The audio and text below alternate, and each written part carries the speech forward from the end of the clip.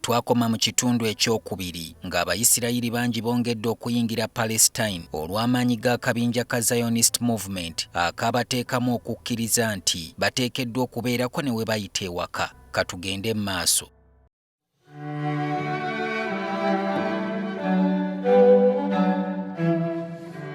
Abapalesitiina balwawo okukimanya nti okuganya Abayudaaya abangi okutandika okuyingira ensi yaabwe mudda kyali kyakubaviiramu omutawaana.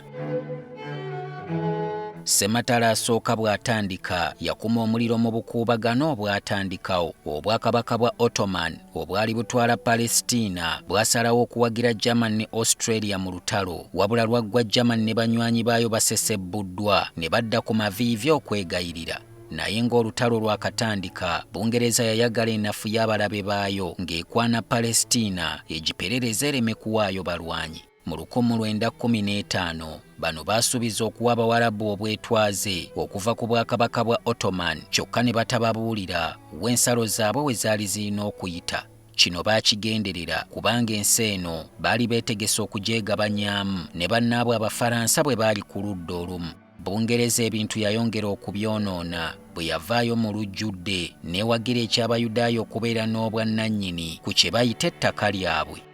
Abawarabu n'Abayudaaya abaali batudde entende, omukwano n'enkolagana byatandika mangu okuseebengerera kubanga n'omuwendo gw'Abayudaaya abayingira Palesitiina gwali gweyongera buli olukya. Ekyali kibaddusa mu Bulaaya kitegeerekeka kwali kuyitimuka kwa Adolf Hitler eyali tayagalira ddala bantu bano era ng'abamu yali yatandika nadde okubatirimbula. Abapalesitiina baalaba guli gutyo kwe kutandika okugobaganya Abayudaaya era waliwo n'abaafuuka abanoonyi b'obubudamu ne bakirangirira n'okukirangirira nga bwe bagenda okutandika eggwanga eryetongodde eritaliimu kutabika musaayi na ddiini.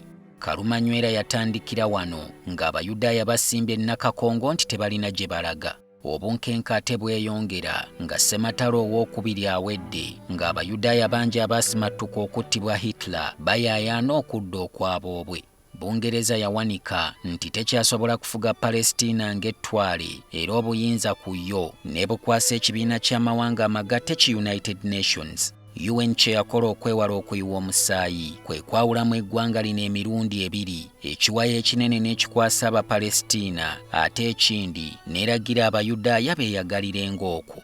Ekibuga Yerusaalemu ekimu ku byaliko embiranyi, abakulu baalagira kisigale nga tekiriiko bwannannyini era nga kirabirirwa UN.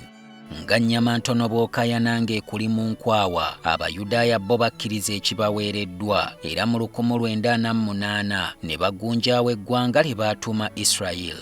Wabula bannaabwe Abapalesitiina baasigalamu ekkonda ku mutima era baggula olutalo ku Yisirayiri nga bawagirwako amawanga g'Obuyisiraamu ag'omuliraano. Kyokka Yisirayiri olutalo yali erwetegekedde kubanga omulabe yamulinnya ku nfeete n'eyongera n'okumuwambako ebitundu 3 ku buli 100 eby'ettaka lye, n'Abapalesitiina abaaliriko abasoba 7,000 ne bagobwako ne bagenda mu buwaŋŋanguse. Bangi baddukira mu Jordan ne Lebanon nga n'okutuusa olwaleero bakyaliyo. Newankubadde UN yayingirawo okukkakkanya olutalo luno, ekitundu kyasigala tekitebenkedde nga buli lukya Abayudaaya n'Abawarabu buli omu azimba amagye okweteekateekera ekiyinza okujja. Olutalo lwayavuwaza nnyo Palesitiina era kino ne kiviirako okutondawo obubinja obulwanyi oluvannyuma obwegatta awamu okufuuka Palestinian Liberation Organization eyakulemberwanga omusajja Yasser Arafat. Entalo zeeyongera bweyongezi mu 1956, 1967 ne 1973 wonna kwali kulumbagana na kwetaaguula. Kyokka olutalo lwa 1967 lwe lujjukirwa ennyo kubanga Yisirayiri yawamba olukuubo lw'e Sinai, Golan Heights, oluwannanda lw'e Gaza, West Bank n'obuvanjuba bw'ekibuga Yerusaalemu. Mu Yerusaalemu, Yisirayiri teyavaayo mpaka kati newankubadde nga kino kyali kikontana n'endagaano gye baakola ne UN mu 1948.